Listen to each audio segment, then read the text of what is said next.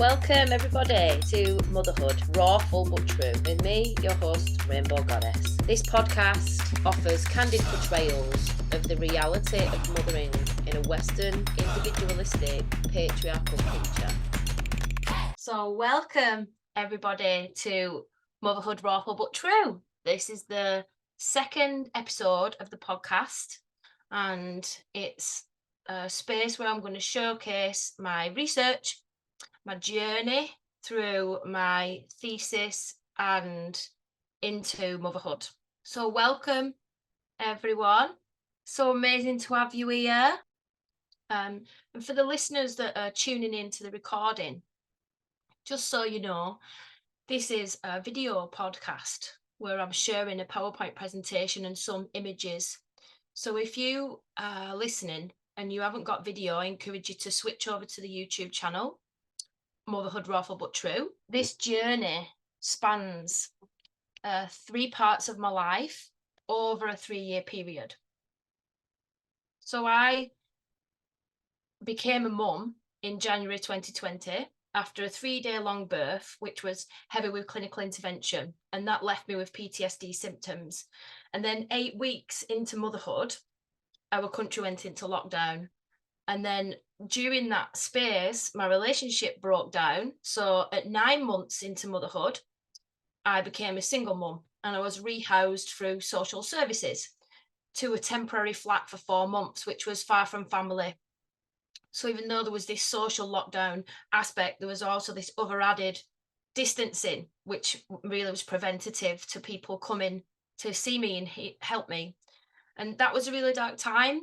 As a first-time mum, I was obviously overwhelmed by sleep deprivation, and I was exclusively breastfeeding, and the fallout of the breakup and trying to navigate this, ex situation, and there was just a lot going on. And Melina, who's a researcher I'll introduce you to later, says that isolation and loneliness are the biggest enemies to any life transition. And I'm in this culmination of many transitions all at the same time while suffering really acute isolation.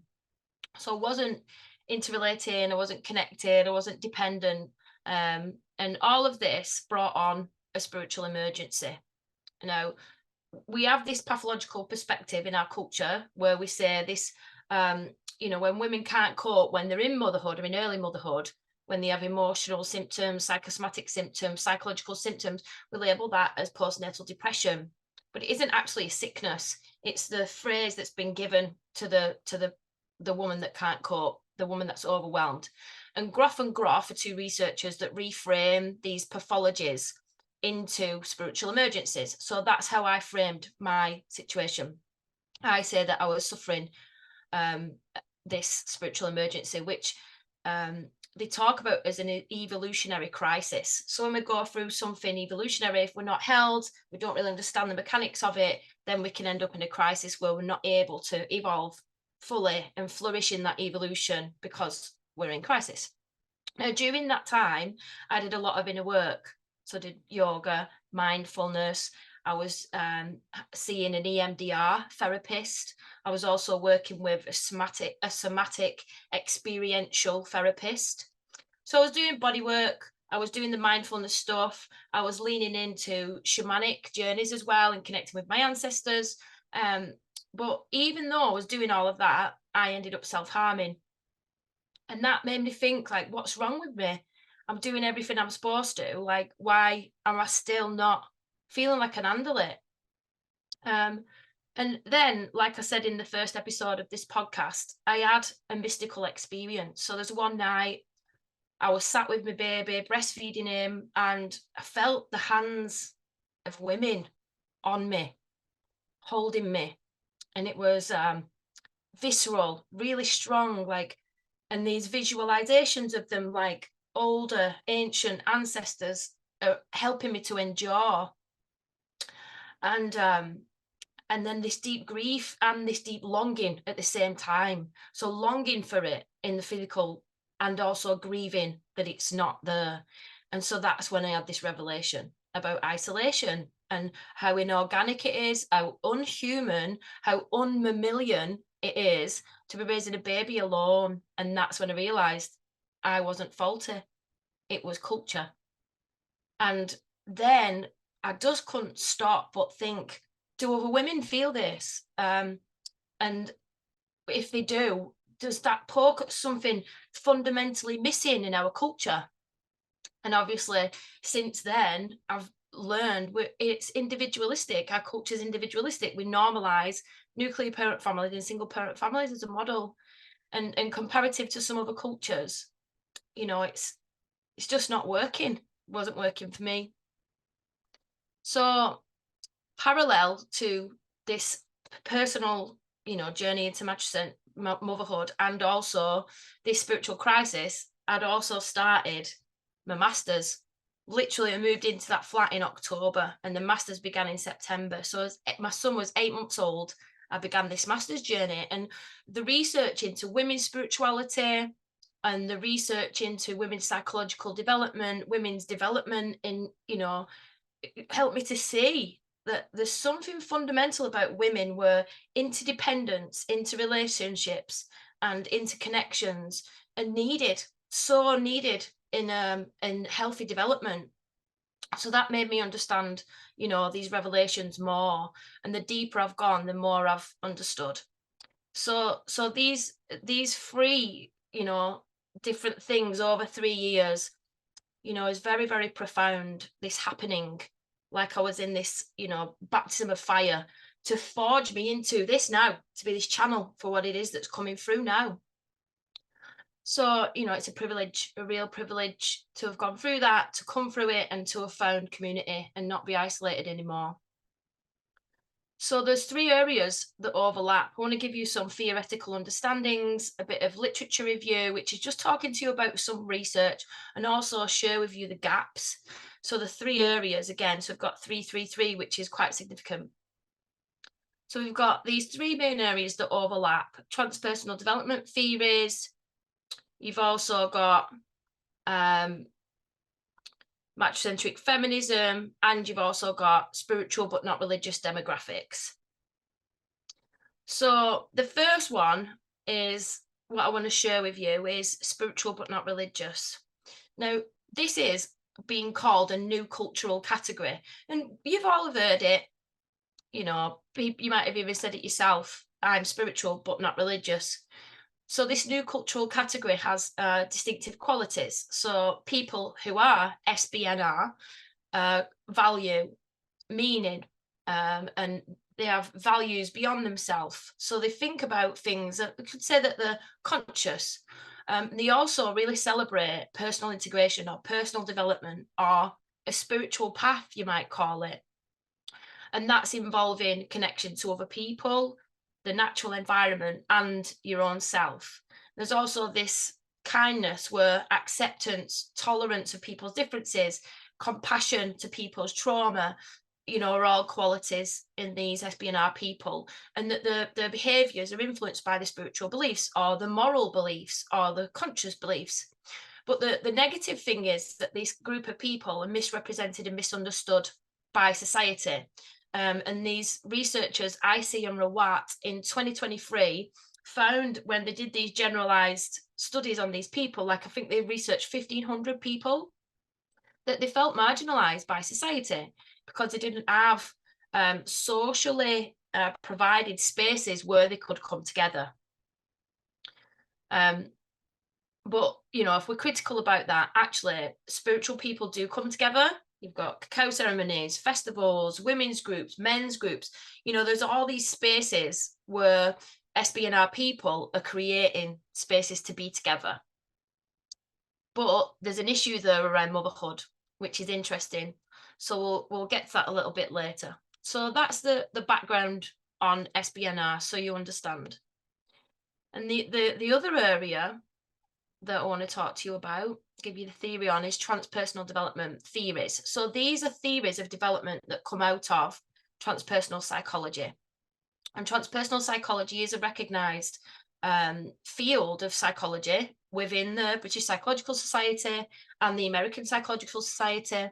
Been going for around 50 years now, and it looks at this wider way of being human, So we understand that there's metaphysical forces, that there's, ancient forces and, spiritual forces all at play, and that's real. So transpersonal psychology investigates spiritual practices or experiences, and it researches the value and relationship to psychological development or human development. And I like this quote by Les Lancaster. He was the Professor Emeritus at Liverpool John Moores, and he's also the co-founder and director of the Aleph Trust, where I did my master's program. And spirituality is really hard to define, but he says a core aspect of it is this sense of meaning and the sense of being connected to something other than oneself. So you could say, it's spirit, it's creator consciousness, it's this intelligence. So there's that sacred, and then there's this physical world, and then there's you and your soul, the sacred part of you, that's a part of that. So just trying to understand that, and how transpersonal development theories are basically trying to help us understand from this bigger perspective what is development, what is being human. But there are criticisms around the current theories, so that they're patriarchal, that they privilege transcendence in the theory. So it's all about the great spirit and the sacred, not so much about what's going on in the real mundane world. And also they lack an understanding of society and culture and how those things influence our development. And the other big thing that I think in motherhood is that they've sidestepped the mundane reality. Now, motherhood exists in the mundane reality, is all about the mundane, but it's very, very spiritual. But we don't know that because these development theories have been made by white, educated, industrialized, rich demographics of men. So we call them weird populations, WIERD. And it's not that they're bad, patriarchy. It's not that these men who have really engineered it. It's just happened. And then you've had situations in academic institutions where women weren't allowed. So women's voices haven't been in these environments where these developmental theories have been emerging. So no one's asked them. So these theories, they miss out on female spiritual processes like menstrual cycles, like pregnancy, birth, breastfeeding. So these embodied, really, interrelational, interconnected, dependent, this immanence in our lateral transcendence, like this sideways transcendence with our children, just not in these developmental theories. So we've got this warped understanding about ourselves as women because these models of how we're supposed to understand ourselves have come from the male gaze. So these are some criticisms, and the gaps in the literature around motherhood, how we don't understand it, is because of these root causes. And no one's to blame, it's just how it's happened. And the really good thing to celebrate is that transpersonal psychology is aware of it. There's an amazing researcher called Brooks who writes about the intersectional allies that are feminism and transpersonal psychology, because both are seeking to understand value, the bigger picture, what's good for the greater good, these more conscious values. So we don't understand Matrascence. What is Matrascence? Well, Matrascence is the journey from woman to mother, as in adolescence is the journey from child to adult, and it's seriously misunderstood in our culture because of the lack of understanding, because of the male gaze mapping everything. So it's time for the women's voices to come forward, and it's time for the mother's voices to come forward. So women go through this journey from being a woman to being a mother, literally unheld, unsupported, and it's a massive issue. It's a massive issue that we're not understanding ourselves like that. Like, there's so much support for adolescents, right? Not a lot for Matrascence. And this book, I've ordered it. It's coming out in June this year by Lucy Jones. One of her supporters said of her work, this groundbreaking investigation, she shows how the changes in the maternal mind, brain and body are far more profound, wild and enduring than we have been led to believe. And in the book, she reveals the dangerous consequences of our neglect of the maternal experience. So here is an urgent examination of motherhood and mental health, which seeks to unshackle mothers from the weight of unrealistic medical, cultural, economic expectations. It's an unignorable rallying cry to deepen our understanding of matrescence and to make the experience of pregnancy, birth, and child raising better for future parents. So, Lucy Jones, Matrescence. If you want to order your copy, go for it. So we've also got, as well as researchers like me and O'Reilly, who I'll introduce you to in a minute, we've also got this like groundswell now of mum bloggers that are taking to the internet to share their experience, regardless of what research is doing and regardless of what culture's doing. So, you know, institutions are trying to catch up, but there's individuals and small movements taking shape to help us to see, you know, this lack, this need in society, and to help society change their ideas about matrescence. But to sum up in a picture, and this is the first of the artificial intelligence generated pictures that I've made that I'm going to show you, and I made these as part of my research. But this one I think really depicts this situation. So we've got maternal ambivalence, guilt and shame because of these myths. We've got this fantasy of what we thought motherhood would be like, then the actual reality of when we're in it, the changing of all these family dynamics, the lack of resources, the absolute overwhelm, you know. And I felt like an octopus. I had to be an octopus, or I'd said a mum-topus. So like an octopus spinning all these plates at the same time. So just love this image here that I made. I think that just really does a good job of showing. So there is a lot of literature around women's spirituality. Women's spirituality is said to be immanent instead of transcendent. So transcendent spirituality is like connecting up with the sacred through your chakra systems, you know, plugging into cosmic consciousness, everything that's not of this reality, of this mundane world. But for women, it's about embodied lived experience, relational, and it's processual as well. So the transpersonal feminism is trying to seek to address these issues through emphasizing that, you know, this importance of embodied experience rather than otherworldly. It's relational path rather than a solitary competitive or adversarial path. It's also processual rather than goal orientated and imminent. So that means within, it's within us. Our spirituality is within us, in our connection to the moon, our connection to the earth, and our connection to our community through the children, through the older generations. So I posit that women's spirituality is like the ecosystem in the forest. So where you've got the Wood Wide Web or the mycelium network I feel is metaphorical of this immanence. And we're like the trees in the ecosystem that depend on that mycelium network to bring us resources and to help us share ourselves and to feel connected, to get information, to know what's going on. You know, just like the trees work with this mycelium network, or what they call the Wood Wide Web.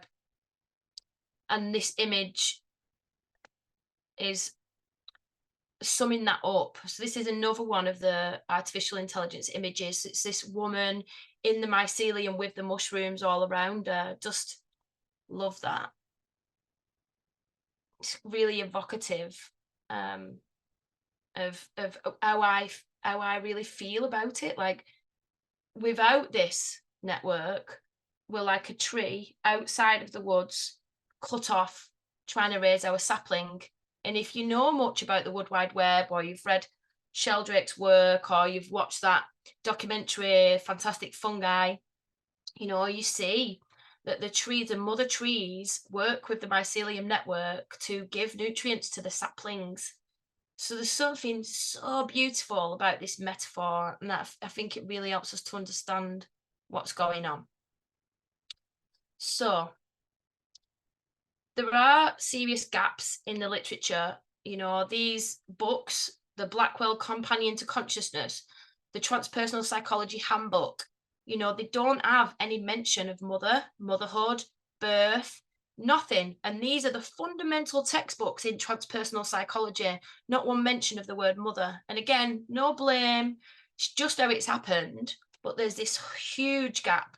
We don't understand. There's no model of the spiritual dimensions of motherhood. So how are we supposed to inform hospitals and social services and all of these different institutions that are involved in the well-being of the population? They're missing out on this big chunk of wisdom about how to help women through this passage of Matrascence. And it's really sad, because there is research out there that shows it's a deeply spiritual, deeply transformative, evolutionary process. And because of that gap, because of this lack of understanding, and because of the limits in our services, there's serious issues in motherhood. So we've got writers like Arnold Barker, who wrote The Existential Crisis of Motherhood. She's been a counsellor, psychotherapist for years, and she's wrote this book released in 2021, which says it's an existential crisis, but it's because of society. And then we've got Melina, who I mentioned earlier, who wrote Motherhood, Spirituality and Culture. She frames it as a spiritual crisis, borrowing from Groff and Groff, like I mentioned earlier. And then others, Marciano, who wrote Motherhood in 2021, she says we can be reborn into larger versions of ourselves, but only if we've got the right support and the right understanding, the right framework. And then Barrister says oneself is crucially changed in motherhood. So this thing about identity, losing our identity and then finding it again. And Virginia Woolf, who's a famous feminist, she says we become messier, more interdependent, maternal selves. And I love that, because she's really the only one who's talking so bluntly about this interdependence. Like motherhood, like I said in my conclusion, it's a village. We need the village to raise the mother. You know, we need the village to raise the mother. So that's some background around transpersonal psychology and the development and the gaps, so that you can understand where we're at now as a culture. So if we move to look at matrocentric feminism, this is Andrea O'Reilly's work, her phrase. She's come up with it. She's got this amazing journal, and she's so passionate about it. She comes from the University of York in Canada, which is a shame. I wish she was at the York University in Yorkshire, where I am. But she says, 80% of women become mothers. And so it's rubbish that we're not understanding it, because 80% of women become mothers. And in academia, we've got 4%. And since the 70s, 4% of academic research, and this is including social sciences as well as clinical sciences, 4% is focused on mother studies. That's it. So she says there's these four dimensions that they pull out when they want to look at motherhood. So they study the empowerment and the oppression in both. So we've got motherhood as an institution, motherhood as an experience, motherhood as identity and subjectivity, and mothering as agency. And this third one, motherhood as identity and subjectivity, and this second one, motherhood as experience, this is our personal journey. This is Matrascence. So there's another amazing researcher, Adrienne Rich, and she wrote this book of Woman Born in 1995. And it was really influential to Andrea O'Reilly and her theories and her passion about motherhood. And she distinguishes that motherhood has two meanings superimposed on each other. So the first is, the mother in the act, which is women's experience with reproduction, with the children, nurturing, all these things that we do with our kids as we're raising them. That's motherhood. And then we've also got motherhood as in the institution, which is functioning from the patriarchy. So this is ideological and political.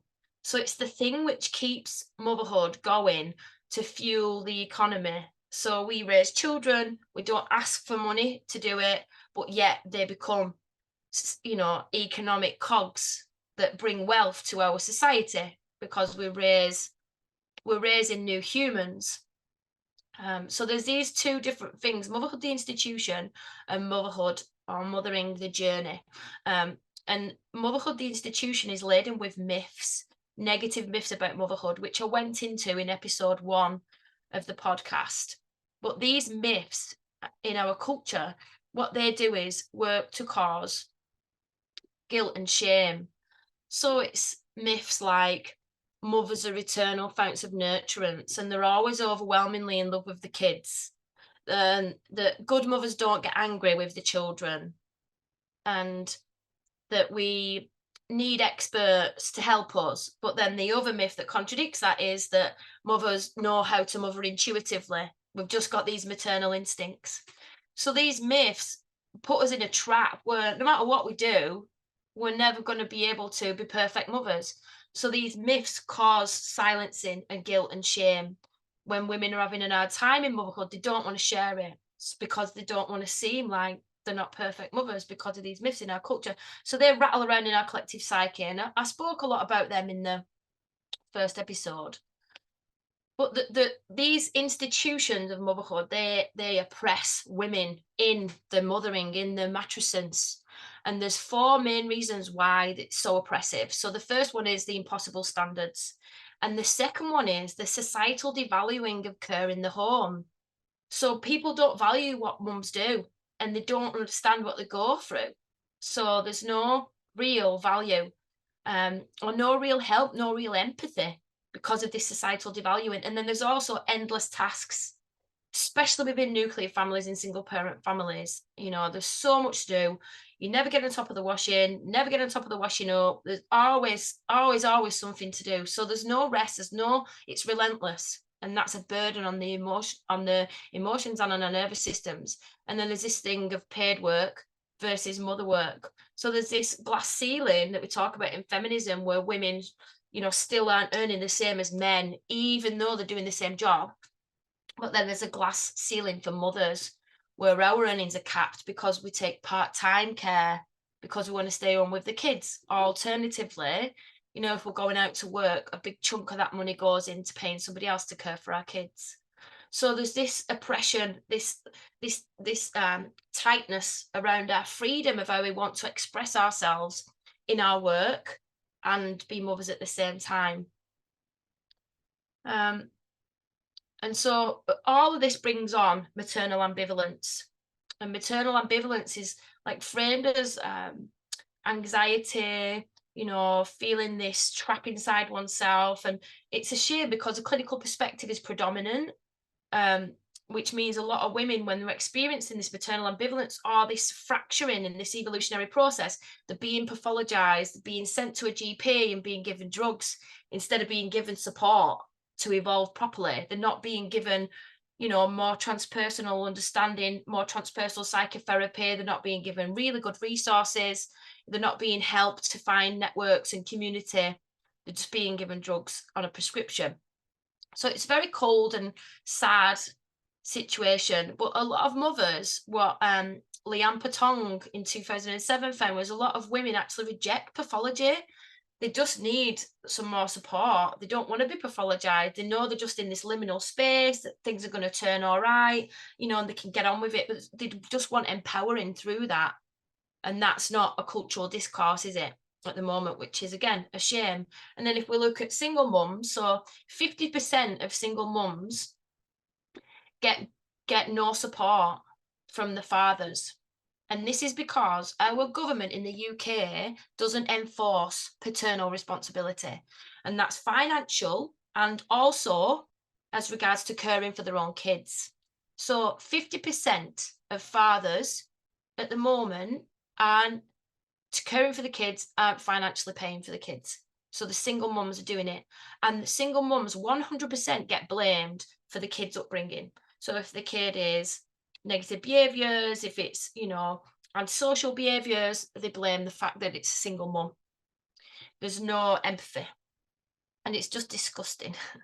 And then there's this thing about individualistic culture. So more and more We've got less and less family around us, family relocating, grandmas and granddads not feeling as responsible, brothers and sisters not feeling as responsible, for this mother with this child in the family. And that in itself is causing its own problems. But there's a revelation going on. We're starting to understand. So, as I mentioned before, I'm saying spiritual communities like the mycelium network for mothers in Matrascence. We can have community like, for example, a biological family, but might not be on the same level of us, where it comes to values, when it comes to vaccinations, for example, or, so there's a quality in community which makes us have good resources. If we can't depend on the people around us, then that's not like the mycelium network. That's us just, not having the right people around us. So that's important. So that's basically what I'm saying, that this need for interdependence, interconnection, interrelationship is as vital as the plants needing the mycelium network. And if we haven't got it, there's just no way we're going to thrive.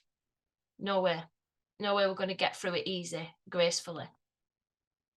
So before I move into my research, I just want to finish with this bit of research what Melina did. So Melina interviewed 7 married, white, middle-class women, and she found that they lent into spiritual capital. So this was things like going to do yoga, and that helped a little bit. So she's showing there that practices can help. But these were married women, they weren't single women. And she also found these themes in her research: desire, expectations, and illusions, spiritually embodied knowing, instinctual knowledge, identity crisis, change and transformation. And the one that I'm most interested in this research is the experience of being connected. So she found this spiritual maternal connections were supportive to these married white middle-class women in their journey through Matrascence. But there was undefined parameters, and she didn't really go into it. And she concluded and suggested that more research needs to be done to understand the mechanics of spiritual maternal connections and how they really support women. So that's what I attempted to do with my thesis. I asked, what does spiritual community mean to single, spiritual, but not religious mothers? So what impact does spiritual community have on quality of life experience? That was my sub question. And I really wanted to get into the mechanics of that. Like, yeah, you've got it or you've not got it, but what impact does it have on your quality of life? And why does it impact you in that way? So I chose a heuristic inquiry as my methodology. And heuristic inquiry was developed by Clark Mustakas. And he was a psychotherapist, a play therapist. He was a friend of Carl Rogers, who's like the father of humanistic psychology. And he did so much work in helping us to develop humanistic psychology. And he wrote a lot on that, really brought us into this understanding about compassion and really seeing the person for who they are instead of dictating to them, using Gestalt therapies, which were quite intense around then. He wanted to ask the person, what do you need? You tell me how you feel. How can I help you do what you want? So it was really beautiful, really gentle, sweet-hearted, just get fuzzies when I think about him. And he had a daughter who got really sick. And unfortunately, he was really lonely during that process. When he was having to make decisions, when he was having to cope with the emotions of it all, he felt so lonely in that journey. And so he started to study himself. And then that's what became heuristic inquiry methodology. So it's very intuitive. And I know there are some people on here who are academic, but there'll be people here who aren't. So I just want to explain briefly, without boggling you, a bit more of the mechanics of this. So it's got steps. So first of all, we have this initial engagement with a problem in our own life that's personal to us, but also that's got social significance. And that then becomes a question. So for me, when I had this mystical experience and I'm like, oh gosh, it's inorganic to be raising a baby alone. You know, what does it mean to have tribe? What do other mothers think? How can I make it in my own life? I became like this living, seeking energy towards this question. So that was the initial engagement phase, which starts before your actual research. And then you start to immerse yourself in the question by using data. So you'll invite people in to interview them, which is what I did. And then you immerse yourself in that over and over again in cycles. And you'd use these different processes, which are like meditative, indwelling. You use self-dialogue, which is where you do these reports to yourself, you know, just all thinking about it, feeling about it. You can be really creative. It's really intuitive as well, because we know things that we can't express in words. So we have these ways, this tacit knowledge. So we trust into that as well. So we do these immersion phases, then have a break to let it incubate, and then I might have, you know, dreams or spontaneous awareness of what the themes were arising in response to this question. And so you go through this journey of deepening in with these processes within the stages, within the steps of a heuristic inquiry. And Sultan wrote a really good book on this if you want to look deeper into this as a methodology. So what I did was, you know, invite people to the study through a Facebook advert, and I did these narrative interviews, which were really relaxed, and it was more of a sharing circle between me and these other mothers who self-identified as single mums, spiritual but not religious, and they weren't identifying as having a pathology. They weren't seeking treatment for a pathology. So I'd like to introduce you to the participants, and they chose their own aliases. So this is Skeleton Woman. And Skeleton Woman was 45. She got 2 kids, teenagers now. But her first journey into Matrascence was hard. She was in an abusive relationship, a lot of domestic violence. And at that time, she was living in a Black community and going to a Black Pentecostal church. So she was held in this culture, a Black culture. And in Black culture, we have this model of mothering where you'll have a key member in the society, a big matriarch who's kind of tending, knows everyone's business, pulls everyone into integrity. And she felt so tended there, even though she was going through such a hard time. And these women showed us so much about life. But then she got rehoused and she moved to a white community where there was a lot of racism. And she went to another church there, again, hoping to find community. But unfortunately, it was a different situation for her. So she then made some compromises because she had to have friends. She couldn't be on her own, but they didn't share her values. Sometimes, you know, she was friends with people that had racist opinions, and she didn't like that, but she compromised in order to be in relationship. So that's Skeleton Woman. And then we had Sunshine Girl. Sunshine Girl, at the time of the interview, had I think her son was 6. She'd breastfed him till he was 5. And again, this woman also went through domestic violence, but she had to stay housed near her ex because of the court order for for child visitation rights of the father. So she couldn't actually go and live with a family and a mum. She had to stay where she was, which meant she had to start again. So she was isolated, going through all the court battles, you know, all through COVID on her own. So that was a crazy time for her, and she was really inspiring. And I'll give you some of the quotations, some of the meat of the interviews a bit later, but just wanted to bring them in as real women.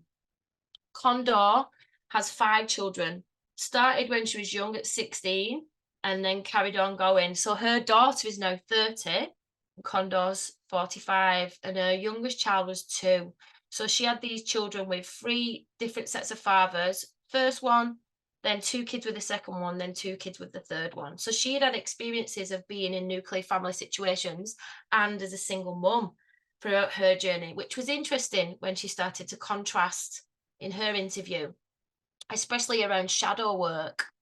And then she also had experience of living in a communal environment, which none of the other participants had.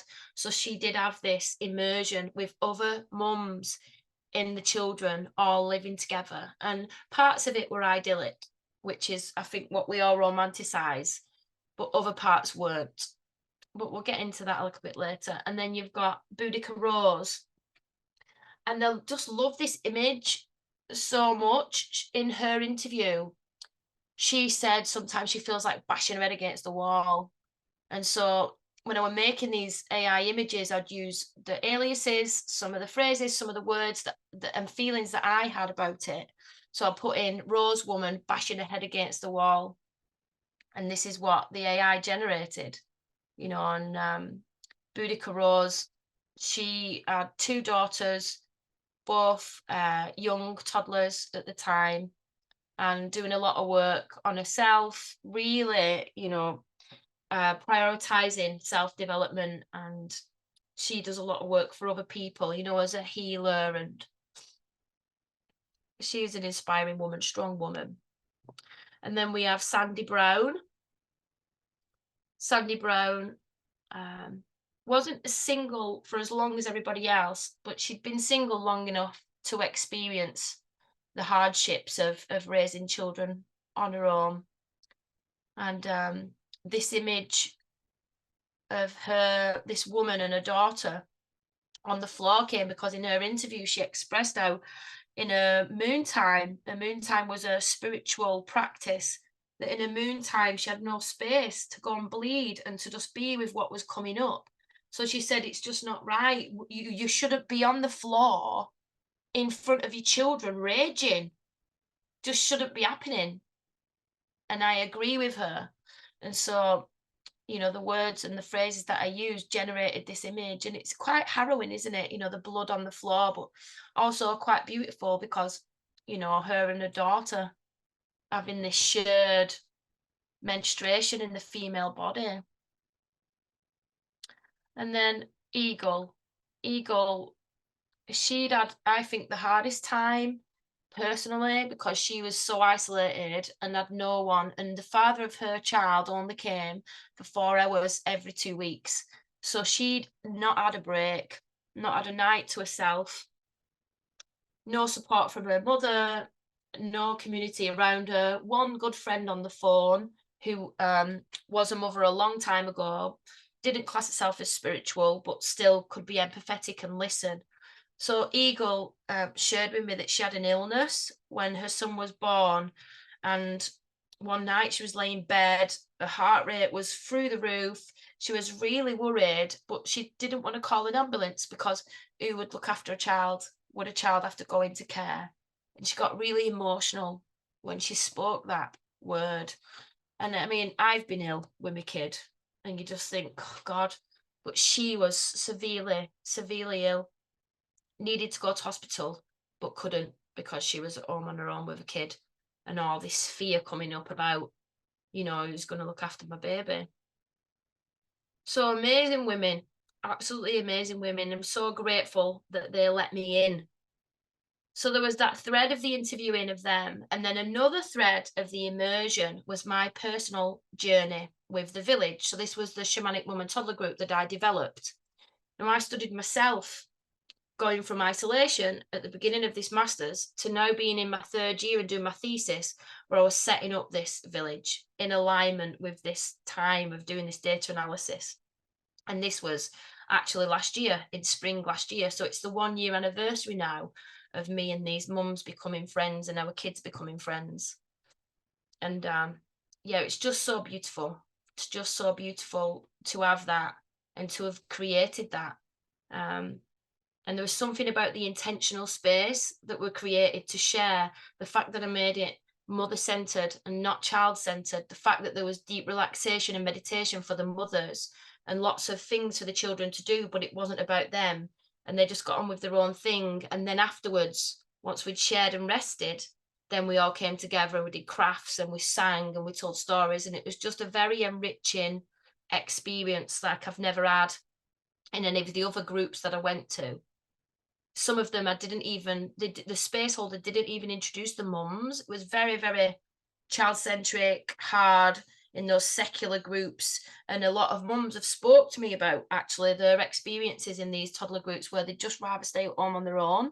than go, because they just weren't getting anything from it. And so I cycled through interviews, my own journey. I was doing these self-dialogues, I was making art, I was feeling into it, dreaming about it, thinking about it on dog walks, just really immersing and incubating, like, what does this mean? What does it mean to our quality of life? And the first cycle, as I transcribed the interviews, which took about 2 weeks to get through them all, listening, stopping, making notes. I'd make these notes in my journal and write things that felt important. And then after that, once I'd transcribed all the interviews, I was sat in the library, and in the public library, and I just felt into my heart just for a minute, like, wow, I've just transcribed their interviews, really heard their stories, been deeply immersed in their experience and my own, and I just heard this voice in my head, like, saying, it's over now. It's over now, of this spiritual crisis that I was going through, because I'd created the village, and I had mum, friends, and children in our life. And it was just so amazing. And I just started sobbing in the library as I was thinking that, and feeling so grateful for that, and praying for everyone else who needed that to have it.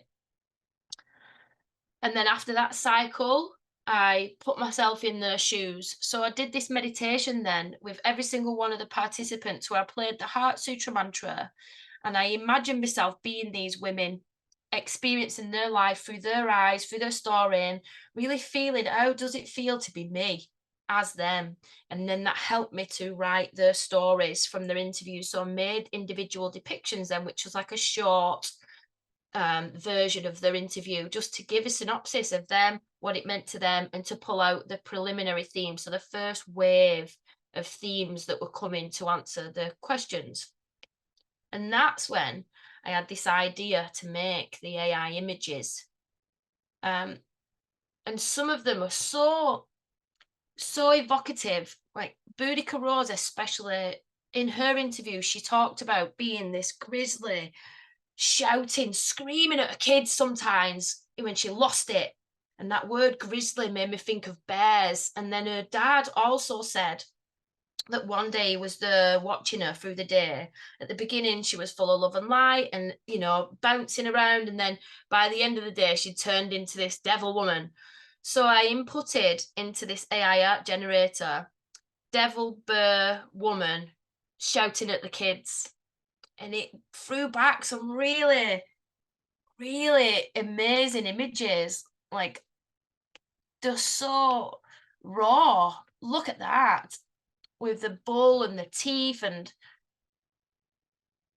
just really evocative, dark. This woman's been pushed to the edge, and she's turning into this grizzly screaming mama. Just wondering, what do the kids see in us when we do that? What do the kids see in us when we do that? So then after I'd done that, I sent them to the women, sent the depictions to the women for them to feedback, and also send back artifacts of their own. And then I allowed my laptop to play me the individual depictions with the robotic voice of the laptop. And that's when I did the mother's mandala and painted that with my menstrual blood, and just really felt again, what is the answer to this? What is coming through here? And then I could make this synopsis of like all of our voices together as one. And that's where I came up with my results. So first of all, we defined community. What is spiritual community? And it meant different things on different levels. So there was this idea that there's general secular society as one big population. Then we've got the wider spiritual community, which is like who might go to these events, these festivals, other SBNR people that we feel connected to, but we don't know, but we know they're out there. And then you've also got more local spiritual community. So this is like, if you go to a women's group, you've got your sisterhood there. You might have friends as well that share your values and beliefs. And then for some of my participants, the churches, where there was this sense of spirituality and universal love. that was an environment. So that's like local spiritual community. And then there was even closer than that for some of the women who'd managed to make friendships with other SBNR mums and children. We had this spiritual community that was in the life, in the everyday mundane life, not an event that you went to where you were with those people, but actually in the everyday life. And then the other part of spiritual community, what we found was nature and metaphysical resources. So spirit guides, tree spirits, nature itself, Mother Earth itself, ancestors. All of this was also seen as spiritual community. And then the relationship with the self was also a part of spiritual community. And so meaning of spiritual community was expressed in these two ways, meaning as in what is it, and meaning as in what's the dynamic impact that spiritual community has on our lives.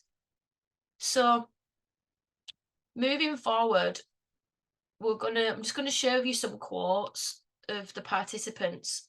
So we defined spiritual community in a certain way, and we express certain qualities, just like I see and Rawat and Hus in that first part that I shared with you. There were values that were the same: depth, connection, authenticity, deep relating, valuing compassion, sharing a journey.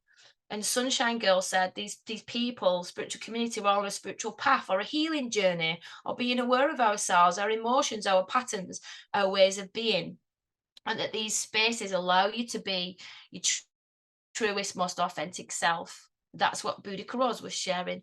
And then you've also got, so Boudica Rose, she said that her spiritual community allowed her to be her truest, most authentic self. It was this safe space. Eagle, there's this trusting of somebody with my son, So she really struggled to trust her mum because of this difference in values. She wouldn't let a child go and stay with her mum because she thought her mum might feed him cow's milk or, stuff that she didn't want him to feed him. She didn't trust because there wasn't no shared values. So it was this element of shared values and beliefs. And then Condor, deep connection. And then Skeleton Woman said that spiritual community is this space where you find the purpose of the connection is growth, wanting to survive and to do better. And then another theme that I found was interrelationships, interconnections, and interdependencies. So these express themselves in a myriad of different ways. And Skeleton Woman said that most of her communities have been spiritual in terms of women who've been trying to survive trauma, grief, and abandonment. So you've got this interdependence on the community. The relationships and the connections there are about personal development, about real life, surviving real life, not about coming together to do meditations, about learning how to be more in integrity. And Boudica Rose spoke of these connections as a lifeline, that she can have this space to share her feelings with someone who's not judging her so that she can clear it and have a good cry if she needed to, and then get back on with life.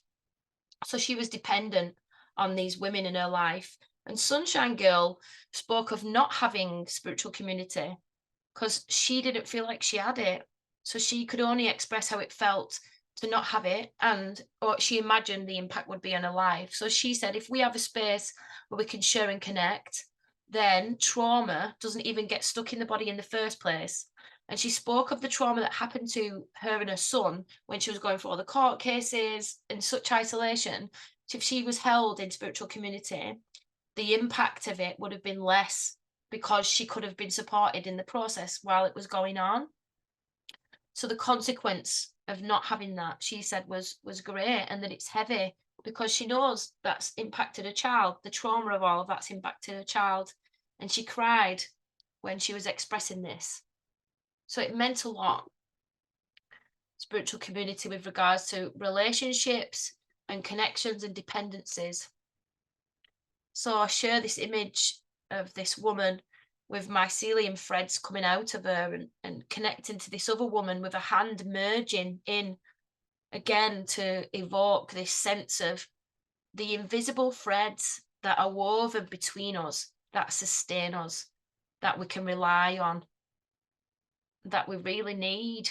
If we don't have it, we're not getting the nutrients, the resources that we need to help us through matrescence. Ending up in crisis, barely surviving.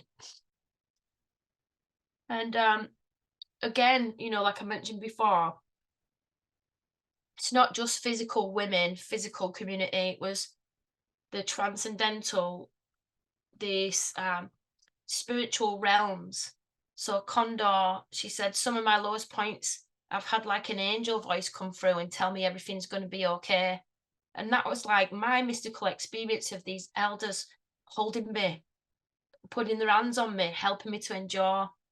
And then Skeleton Woman, who was going to the churches, she said the only way to survive is to find something higher in order to get through that which you can't get through yourself. So there's this element of this SBNR mother that's leaning into these metaphysical sacred forces to help her with a matrescence. And more needs understanding about that. What exactly can women do to help themselves? I a bit of a digression here, but I have a bit of a bugbear about, you know, spiritual practice because I was doing it. I was doing it. I was doing it, but I was still bashing myself because I was alone. So it's all right saying, oh, let's do the breath work and then get back on, or let's do the meditation and get back on with mothering, but there's no space to integrate because you don't get a rest to go and relax after you've done that. And the other thing is, without people around you, there's just all this other stuff on top. So it's just so challenging. It's not as easy to say, oh, just do some more personal development work and everything will be all right. It's not as easy as that. We need resources. So this image I made to show, what Condor was saying and what Skeleton Woman was saying, what Sunshine Girl was saying about these elemental energies that we reach to, that we need when there's nothing else. So that's the transcendental, that's the spiritual. But again, it's immanent because it's in our life. And this one of these women's faces all merged together. I like this one because it depicts the interconnectedness, how we really need to rely on each other, like be one being together, because when we have that, things are just so much better. And another theme I found was building it for themselves. So this was an interesting theme because some women, like myself, had managed to create a group and find these mothers themselves. Others didn't, and they found it hard to make friends. They found it really hard. So Eagle, for example, was searching on homeschooling groups. She was putting calls out on Facebook, but she also had all of the mothering to do, all of the sleep deprivation to cope with, all of the endless tasks, all the pressures of society, all of these demands on her, all at the same time as trying to make space, to make connections. And it's hard to make friends when you're a grown-up. It's not as easy as kids who just go, oh, this is my dinosaur, do you want to come and be my friend? It's harder than that. And then when you've got kids, young kids, getting out of the house and getting to these groups, then making the connections, it's really hard work. So it was troubling. It was really troubling. But once Eagle had found this woman, she found one woman who were going to a festival and they were going to go to this home ed school festival together. And she said, oh my God, thankfully, oh my God, I've been waiting 18 months for someone like you. And out of the whole of her interview, that was when I could see her heart open. That's when I could see light come in her face, and she lifted, out of this darker heaviness. That was the time when she bloomed, when she talked about this other mother and this kid that she'd connected with. And then Boudica Rose was interesting because she wasn't so concerned with hanging out with other mums and kids. She was very focused on her personal development work.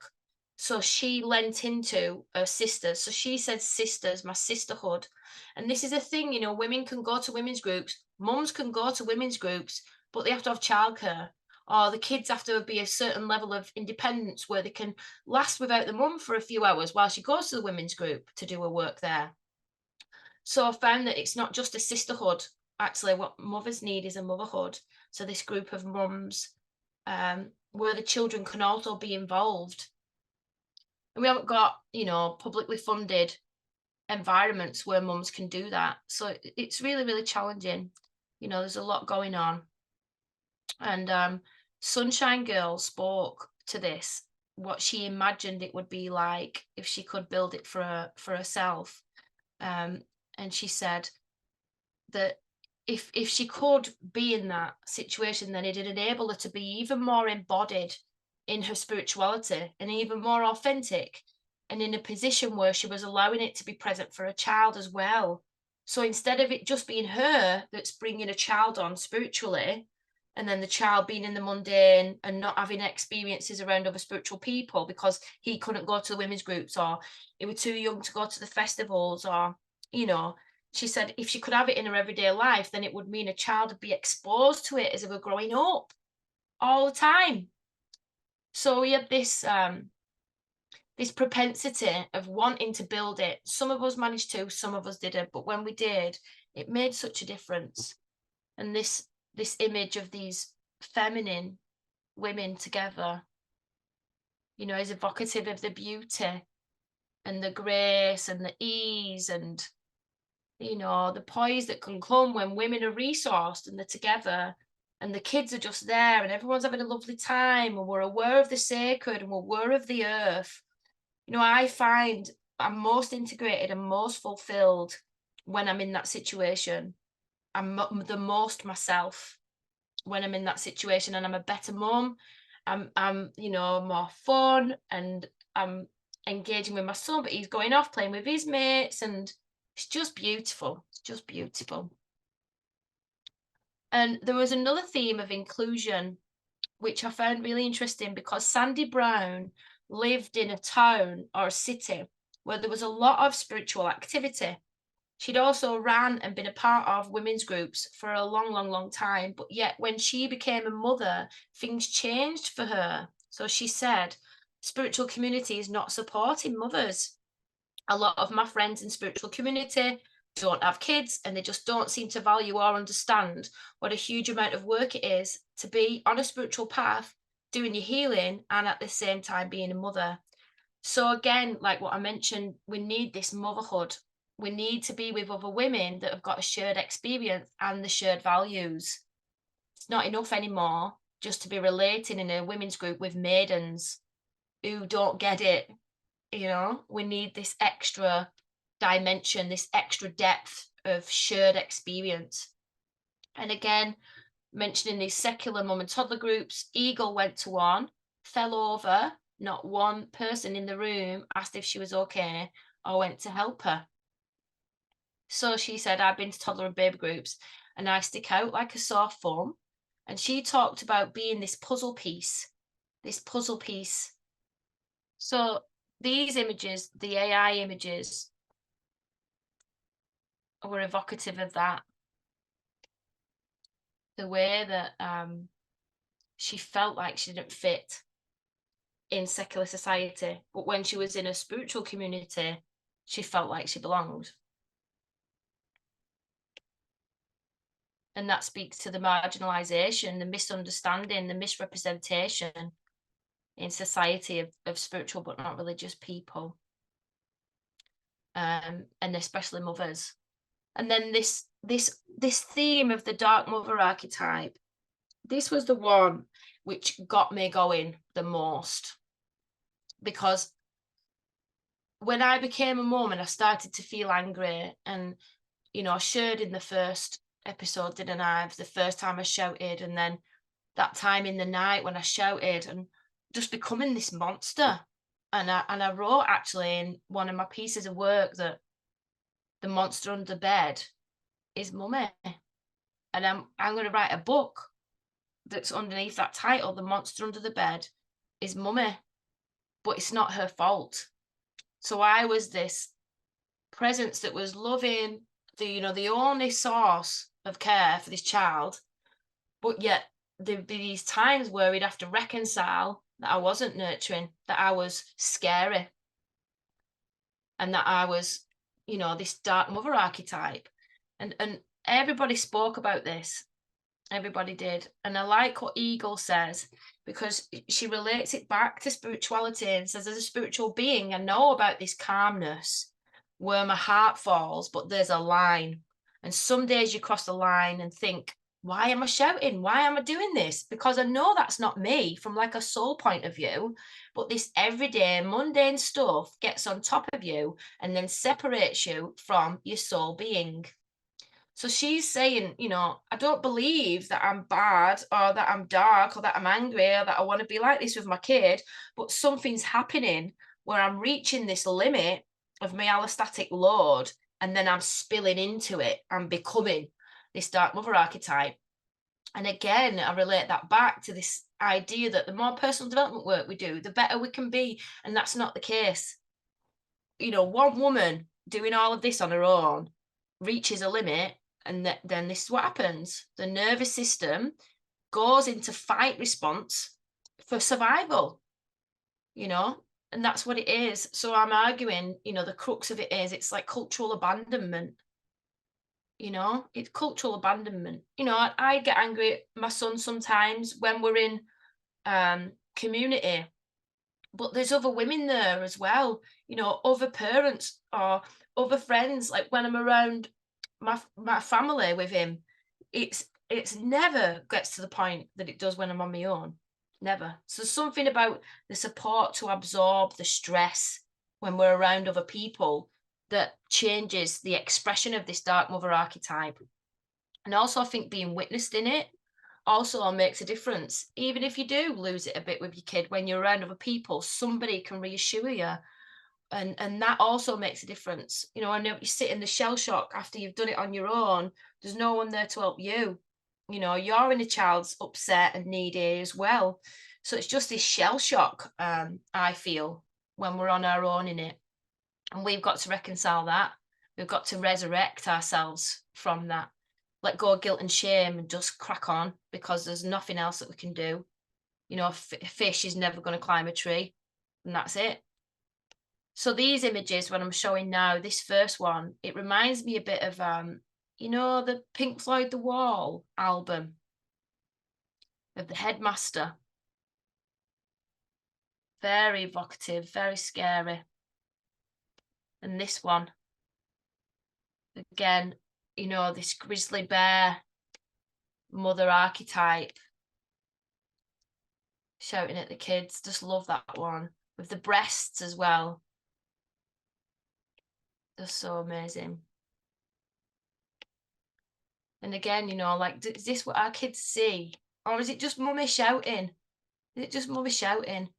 I lost it at Frankel the other day, and I walked out of the room and he just came in smiling, put his arms out to give me a hug and asked me to do some deep breathing. So because I'm repairing and explaining to him, why mummy's getting upset sometimes, because I'm on my own or because I feel a bit stressed out, we've had those conversations a lot. And so he knew then in that moment, mummy's not a monster. Mummy's just stressed out and overwhelmed. She just needs a cuddle, which was beautiful, really beautiful and really moving. And I also love this one. This one's a bit more devilly. But look at the eyes, like the madness in the eyes. I really feel like that's where I go to in myself sometimes when I become this. So just love these images. I think they're amazing, and I'm so glad that I did them. Just a different way of understanding and interpreting. And another theme, compromise, which I mentioned earlier. But Sunshine Girl, she highlighted it because she went to a party and she said that there was a void there. The people weren't on her level. They were just nice, normal people having a kids' party. But she was saying there's a real lack in those environments, something missing, there's a void. So she went, but she was uneasy and uncomfortable in herself, couldn't be herself because they weren't her kind of people. They weren't SBNR people. And then Sandy Brown talking about not going to compromise to be with people who I don't get on with on all levels or reflect me in some way, because I'm so limited in the energy. I've got so much to do. I can't waste my time on it. And thankfully, Sandy Brown's met a few mums at the school gates because the kids are going to this spiritual school.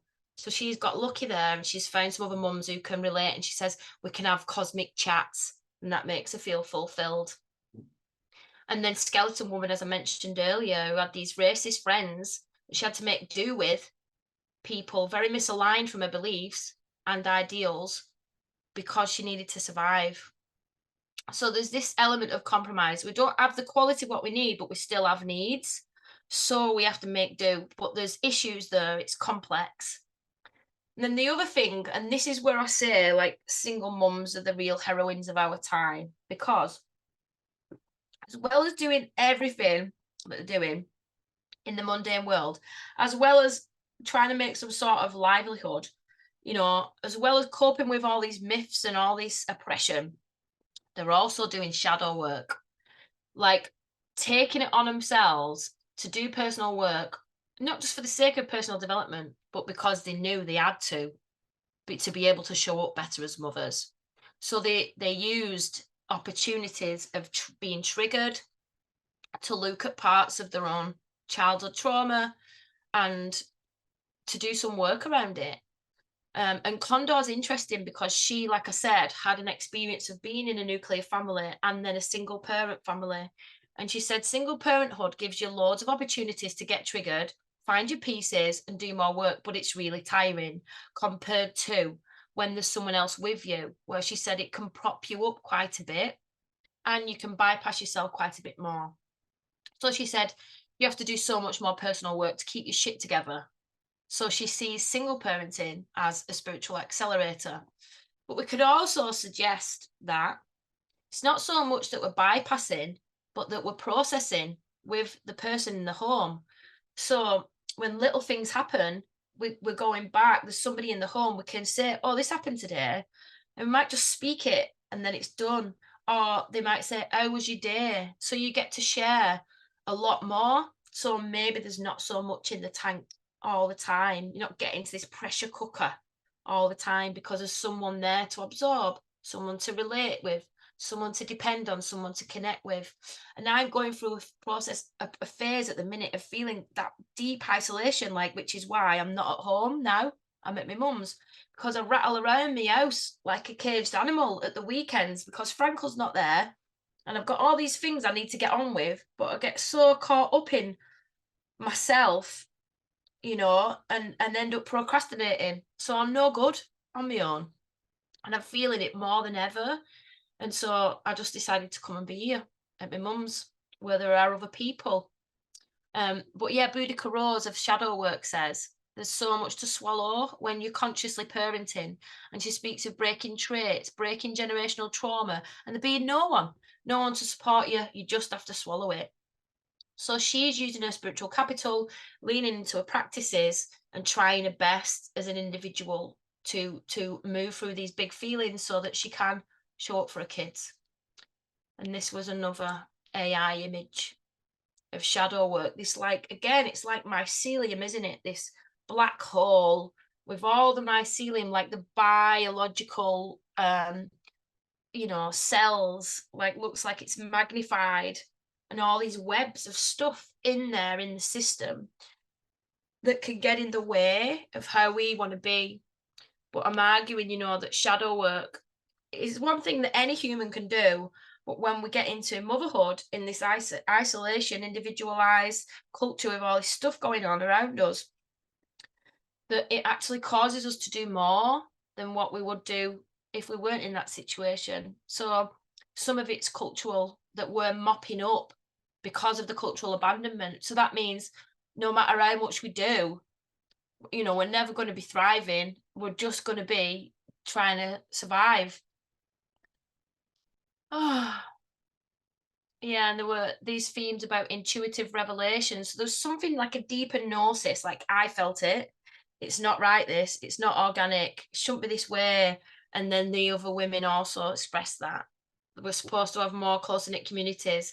The thought of a single mum in a box on her own with her kids is just not how it's supposed to be. We romanticized and fantasized about tribe and, all living together and, So there's something deep that knows this is the real way to do it. So where does that come from? Is it fundamental in the organic evolutionary biology of our beings? Is that why we crave it and long for it? Because like a plant craves and longs for water and sunlight. If it doesn't have it, it dies. So there's something organic about this need for tribe. That's what I'm arguing. And so overall, the meaning of it, it's a lifeline. It's everything. It's oxygen, you know. It's so deeply meaningful, this fabric of this community that we can lean into. And then when we also have the spiritual mums and the kids where we're sharing that spiritual space, like doing a little ceremony with a fire, like that's one of my most enriched, fulfilling, joyful times, having these mums and kids round at my house where we're doing a little ceremony for Yule, or we did one for Beltane. Like when we can be expressing our authentic self in our beliefs with people around us that are safe to share with, that are also aligned with our kids, all growing up in it, that's when we feel the most fulfilled and the most integrated, and when life is best. So all mums should have this. And I want to know, how do we make it? What do we need in society? Because, this is what it's like, this image here of the mums and the kids playing with the furries in the woods. This is the image that evokes that sense of how I feel when we're in that space with our children. So that was my results, and I just want to briefly share with you some conclusions. Yeah, so with regards to them 3 areas that I mentioned in the beginning, spiritual but not religious, some of the implications here is that, yeah, like they've said, there's not enough environment where these mums can come together. But we also have to see, like, women and mums are different. Mums have different needs, and the spiritual values and the beliefs, these are fundamental. It's not okay that we're marginalized or misunderstood in our maternal behaviors. It's not okay that our families are judging us if we want to do extended breastfeeding. It's not okay. So something needs to shift here, where we can understand, spiritual mums and secular mums are 2 different types of mothers, and there's differential needs, fundamental needs here that isn't being met. And also, for spiritual communities to understand, how can we integrate mothers better? We've had these women in our communities healing us, giving us the workshops at the festivals, then they become mums, and then they're left, they're struggling, like, and we're still here having our lovely time at our festival. So something needs to happen. This demographic in itself needs to understand how to better help the mums raise the kids, and to raise the mums, but also secular society needs to better understand and stop misinterpreting and misunderstanding and marginalizing. So that's interesting, and with regards to the transpersonal developmental theories, we've begun to decode spiritual maternal connections here. We can't just have connections with anyone. We need this depth, we need this authenticity. We also need to be with women and mums that have shared our experience so that we can relate. So there needs to be these intentional spaces. Also to understand, these different threads of motherhood are deeply spiritual. So these developmental theories, they're wrong. They need growth. They need new models to be developed so that then we can inform psychologies, we can inform clinical institutions, hospitals. How do we help mothers go through birth in a spiritual way? There's a bit shifting there, but it's still a clinical emergency. It's not seen as a vision quest. We're not empowering women through it from the beginning. There's so much fear. So these developmental theories need to start saying, it's not just about personal development. Actually, society and culture has an impact on the development of the self, especially in Matrascence. So what can we do to help support, not just psychotherapies, not just CBT, not just give them drugs, but how do we help them go on a spiritual journey? How do we help them to evolve in this and empower them in this, not disempower them? So the developmental theories, needs mapping. I'm going to take that quest on for my PhD. I'm going to be the one that maps the transpersonal dimensions of motherhood. And then after that, we have to look at intervention. What can we do? How can we create more spaces like the village? Do we just retrain all these people that work for the council and do these free mum and toddler groups? Do we just retrain them? Is it as easy as that? Do we just get them to introduce the mums and say, this is a safe space to share? Let's just go around and say a bit about you, to help forge those bonds. It could be as easy as that. So there's a lot of work to do. And then with regards to the other area of matrocentric feminism, she's got empowered mothering theories, but she only goes in as much to say single mums can empower themselves by getting babysitters. Well, actually, single mums who are spiritual need understanding as well in this empowered mothering theory as it emerges, because they're doing shadow work, they're empowering themselves, they're also doing sacred livelihood, they're choosing, like all of the women who I studied had spiritual jobs where they were doing spiritual healing or herbalism or workshops. So they were helping, they were answering this calling to make money as well as doing their own stuff. So we need respect for that. We need to understand this like paradigm shift that's going on in mental health and maternal health, where they're taking charge of it themselves. And we need to help other mums get onto that too. What's working, what's beneficial. And so we need another category in matrocentric feminism, not just single mums. We need spiritual mums as well as queer mums, black mums, cross-cultural mums, all these different shades of mums that we've got now. We need to have a category of spiritual mums because they've got these differential values. So there's a lot in the mix. There's a lot to go, and it's an interesting time. It's an exciting time. So my findings showed that, like I proposed, spiritual community is like the mycelium network, and we need it.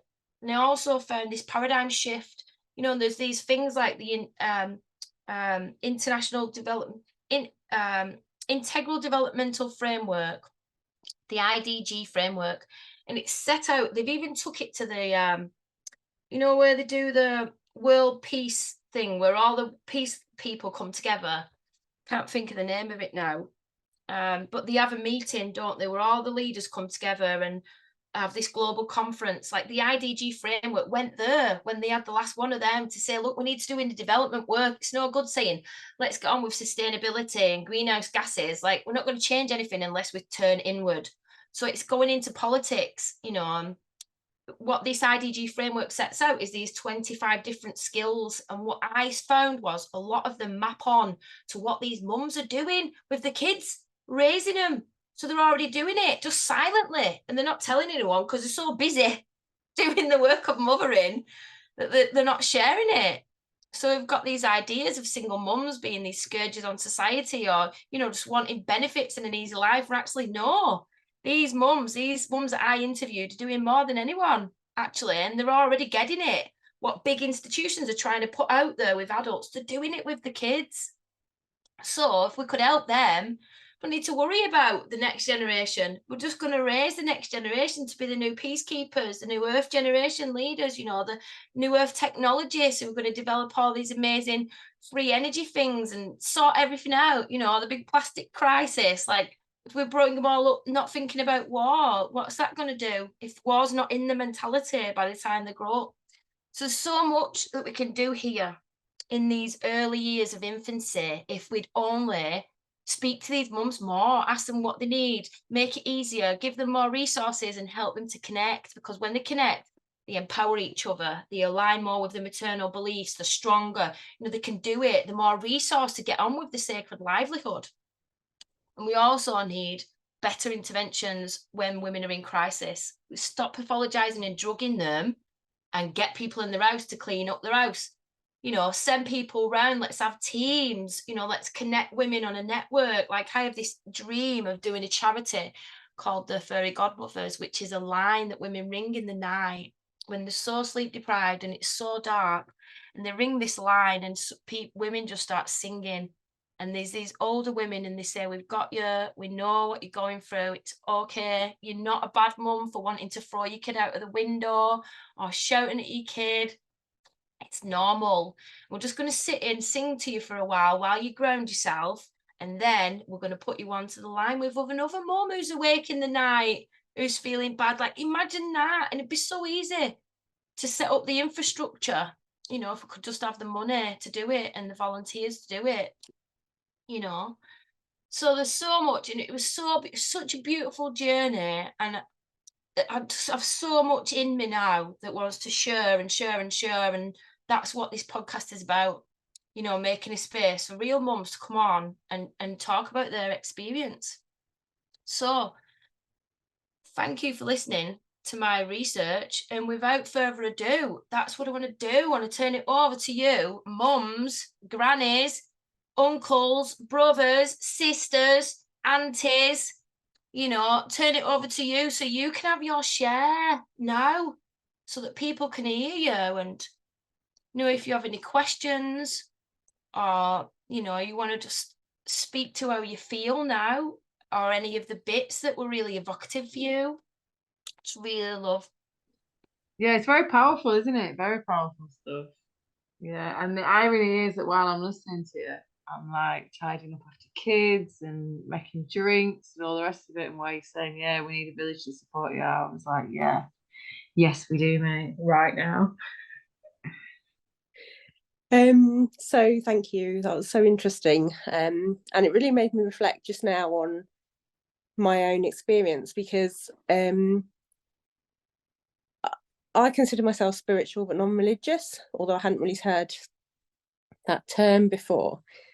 And I think that I don't think I've ever found my tribe of mothers who are spiritual but non-religious. But what I have found, partly because when my son was 3, I started going through this real process of remembering some really difficult memories from my childhood, and I completely lost the ability to like put on a face for anyone. So I was just in this really raw, desperate time. And I think what I found was a group of mums who were really willing to be really authentic and really true to sharing their own experience, and really, most importantly for me, really honest about that anger that you've talked about, and how powerful but also I think universal it is to feel that anger as a mother, and especially a mother whose needs aren't being met and who's struggling. So I thought it was really interesting actually to suddenly sort of feel that a lot of my spiritual side, I think, you know, I talk about with them, and I can talk about with them, but they don't really get it. And, you know, I feel held because people listen, but I don't feel that I'm in that community. But actually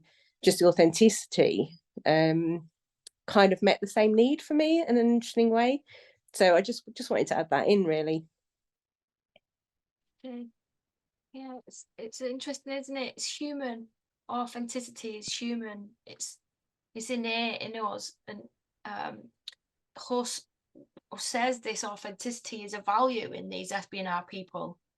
So it is like spirituality. It's not this separate thing. Like it's just inherent. It's just our humanity. Yeah. And we can get real with it and trust. Something about that as well, like the trust to share. You know, that if everybody else is being authentic, that we can trust. And I find that in my spaces, like people say, oh, your rawness unlocks my rawness. Your truth allows me to be in my truth too. So it's like this permission. You don't have to put on a front now. It's okay. And that then allows this processual unfolding, which again, you know, is classed as a spiritual thing, but really it's not. It's just a part of being human. So yeah, I love that. You found that, and I'm glad that you had that. Yeah, thanks for sharing. So it was Emily who's gone, and then Coco next, and then Sue. So Emily's not here, Coco, so you go for it. Okay, right on cue, Madame has shown up.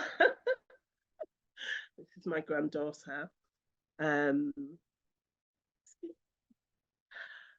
Yeah, it's just everything that you've kind of spoken about. I've just handed in my manuscript called Digging for Mother's Bones, which is about my own personal journey, but our collective journey as mothers. And so much of what you said, I had like such a vulnerability hangover when I handed it in, because I really spoke to, yeah, I did. I really spoke to that sense of being the dark mother and what it cost me with my relationship with my children as they got older and remembered me in those states, and just the journey I had to go through to heal trauma from my own childhood to be able to then become the mother that I wanted to be. And when you spoke about when you spoke about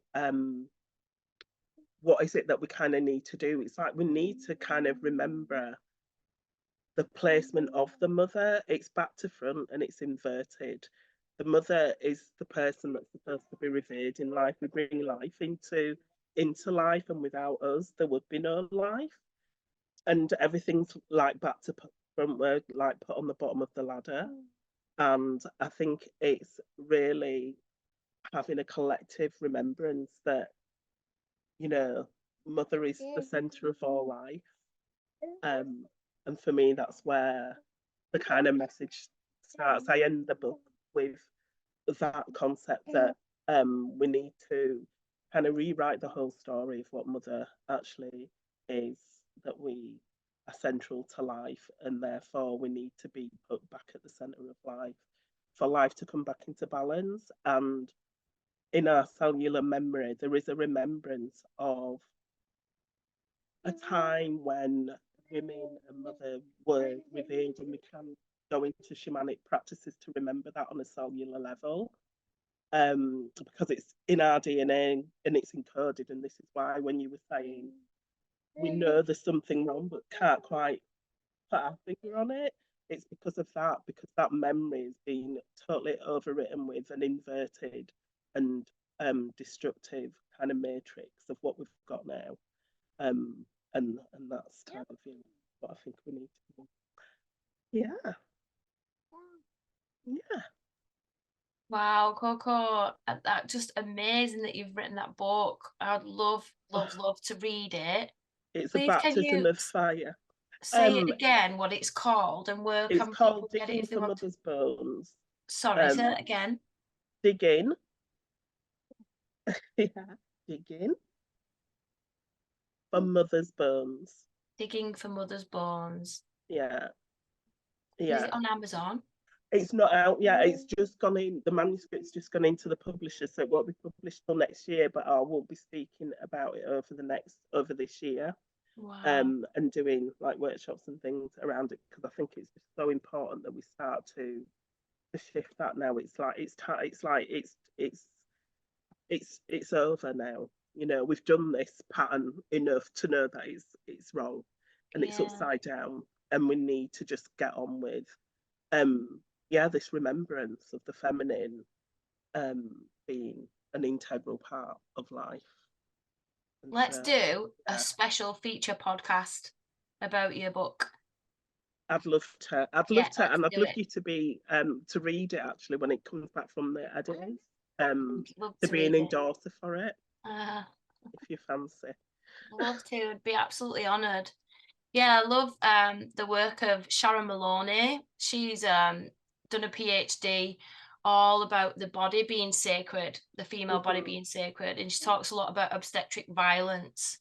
But she also does really amazing lectures where she takes you back in a bit of a shamanic journey to times in ancient Greece before patriarchy. Yeah. So before we had the Norse invaders that believed that the female body could be an economy because it could breed, so we could sell, and so then the female body became currency, and that's where we see patriarchy emerging.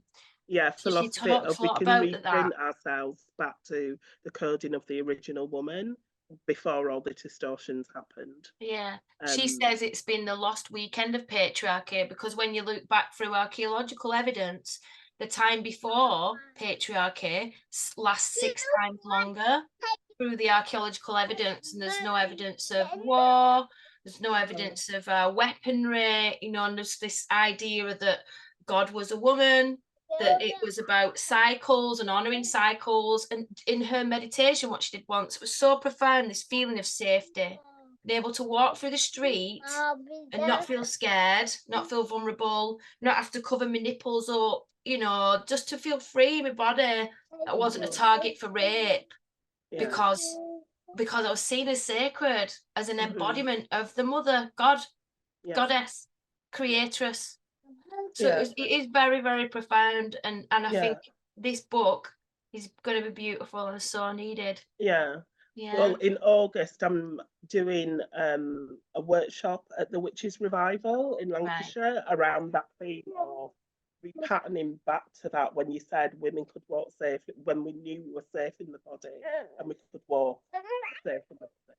So yeah, it's Beautiful. really, Please will you send me all the details, and I'll put them on the page. Okay. And I'll also talk about it when I do the wrap up, you know, when I've edited this and I put it out live. I can, because this is going to go out live on the 29th of February.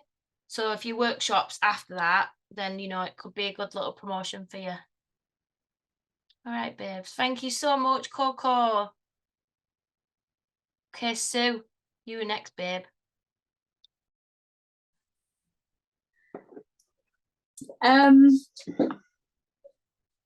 Well, we love everything that you're saying. I'm looking forward to talking to you personally more about that.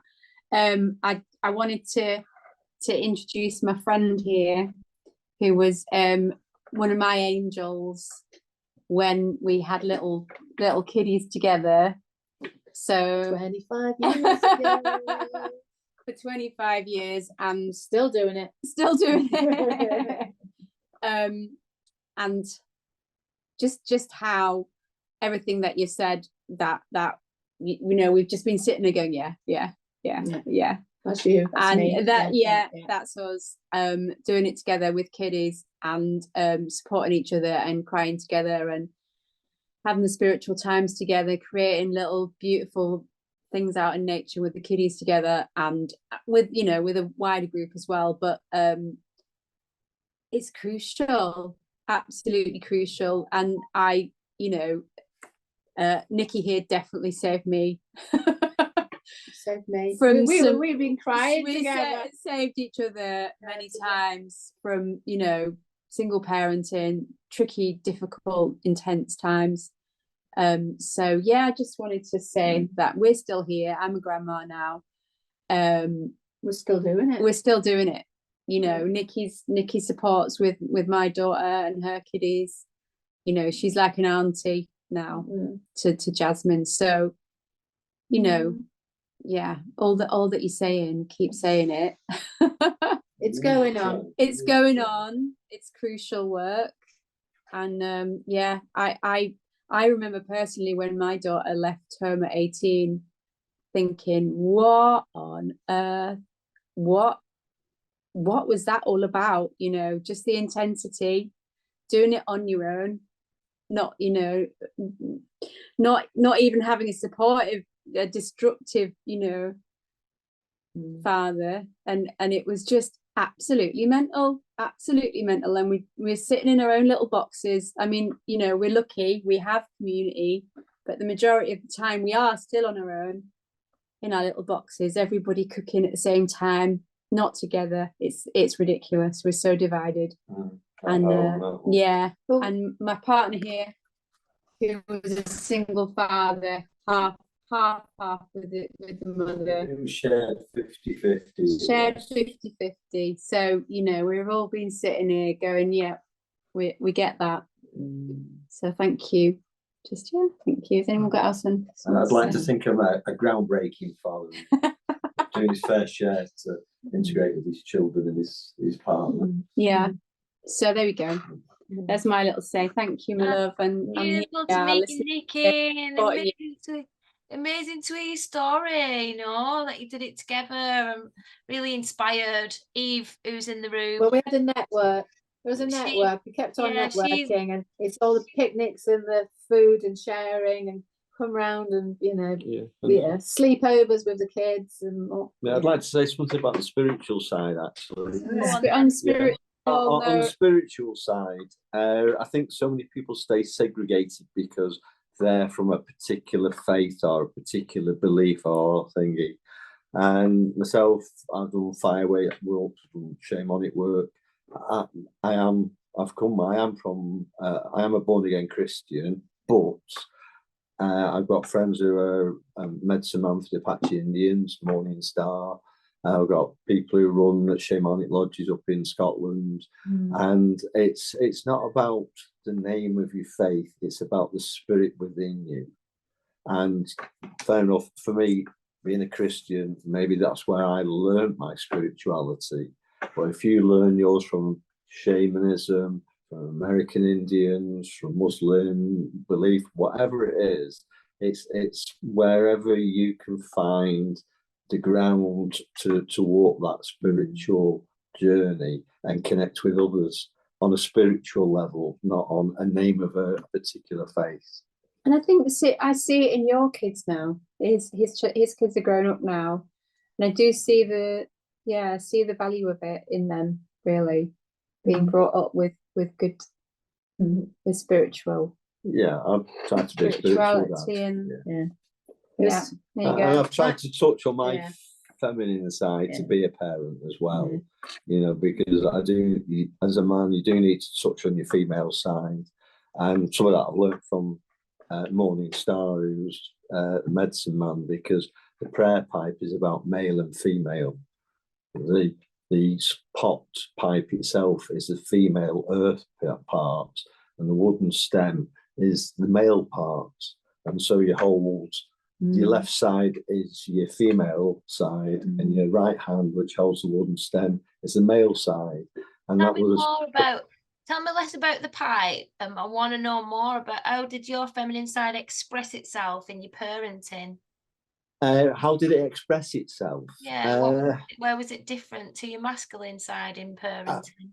I think it was more in allowing the children to do certain things and make the mistakes and work with them onto recognizing what they're doing. I think rather than just saying, look, this is how it's done, blah blah blah, and accept it. And just trying to be a bit more sensitive, really, because women are more sensitive than men are, for whatever reason that is, in general. Yeah, I think that's the right word, in general, because there are outliers, aren't there? And Andrea O'Reilly, she talks a lot about this word mother. And now in a lot of Western cultures, mother is the mum, the woman that does the mother work. And she says in some Scandinavian countries, because the men and the culture, you know, it's different there, where the men are a lot more involved and a lot more in touch with the maternal side, the nurturing, you know, benevolent, taking care, patience, tolerance, all this kind of nurturing the emotions, individuality. She says the men there are a lot more in alignment. So she said the only space in the world where she'd say that a man is a mother, the father is the mother, is in Scandinavian countries where men are doing a lot of mother work. But she doesn't relate mother as the word to anybody else in any other culture, because in the West,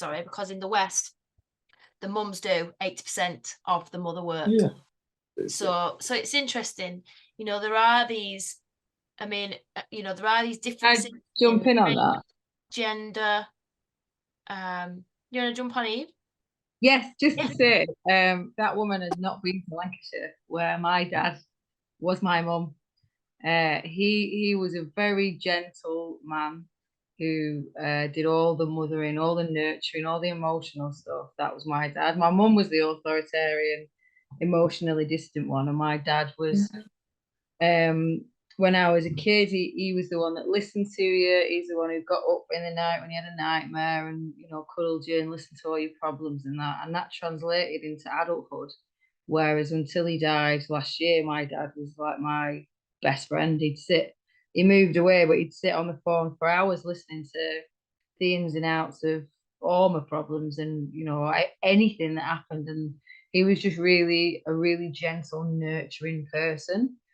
And he was this little wizened old hippie who rode his bike everywhere and was constantly covering the world with rainbows. Like, he was beautiful. He was a beautiful, beautiful man, but he was not what you would describe as masculine. He wasn't effeminate or anything. He was just a very, like a tiny little wizard who listened to everybody and was just really, really nice and really genuinely interested in people. So I think that definitely men can totally be mothers, like 100%. It's mothering rather than motherhood, I would say. So yeah, I agree with you on that. That's it. That's what I want to say. Yeah, thanks, Eve. Bless your beautiful dad.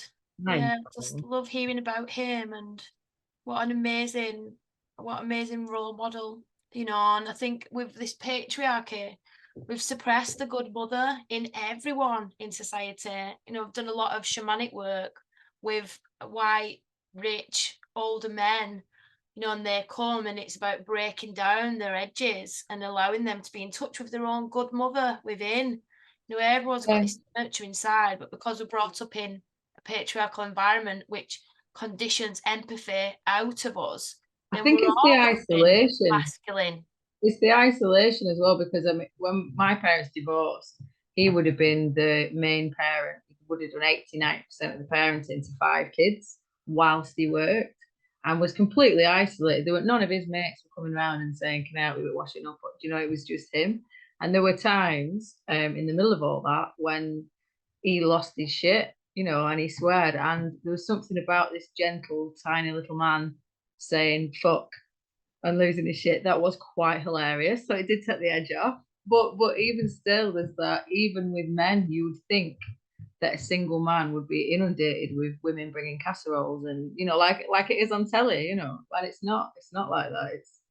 It's very isolating, and I think even more so for men, because you can go to women's groups, you're very welcome at parent and child groups as a woman, but as a man, and I know this as a mother, as a man, when a man comes in, you're a bit like, who's this guy?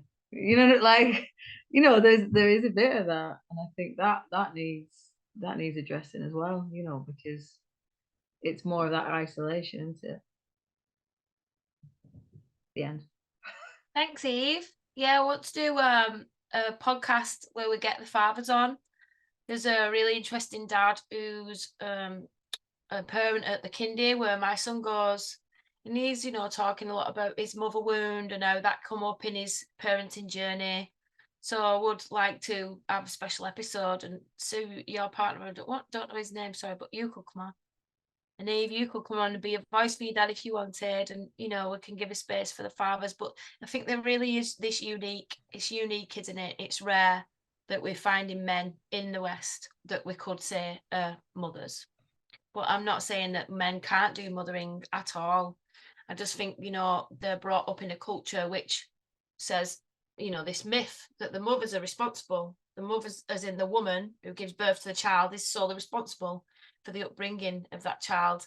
And I see that a lot, you know, especially where, you know, the government isn't putting responsibility on fathers. It's all on the mothers. So there's something in our culture that's preventing men, fathers, from really developing that nurturing mothering side, you know, where we've got Scandinavian countries where the culture's supporting, it's giving really long paternity leave, you know, and there's opportunity there for the men to really bond with the kids, to really do that caring in the home if they want to. And it's a lot more balance there, isn't there? And a lot more like partnerist way in the culture. And so yeah, more of these kind of Scandinavian ways, more celebrating each other. The whole mainstream toxic masculinity thing, that just crushes any kind of nurturing part of a man's personality. And it is these, like, my dad was an anarchist in the 1960s. He was like an old, like, hippie. And so I think in those cultures that are sort of at the fringes of mainstream society, it becomes then easier to have feminine, what we would describe as feminine mothering traits and those parts of your personality, because they're not like being slapped in the face with a copy of the Daily Mail and told to stop it, you know. Yeah. Yeah, beautiful. Thanks for sharing. Hi, Mandy or Mira.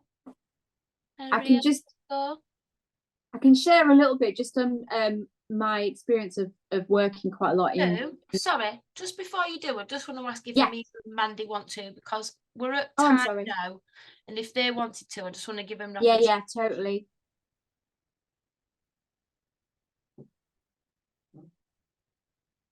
I really enjoyed Rainbow, your all your research and what you've been discovering. And the lady who was talking about a book, it just made me think about something that I got involved in about 5 or 6 years ago, like recognizing how neglected mums are and parents. And so I remember training to do closing the bones ceremonies, which I just do from time to time. I find it takes quite a lot out of me, but I find that they're really sacred ceremonies where you just like trying to, fill the cup up back up of that moment. And sometimes if she's had a traumatic birth as well, you can sort of rewrite.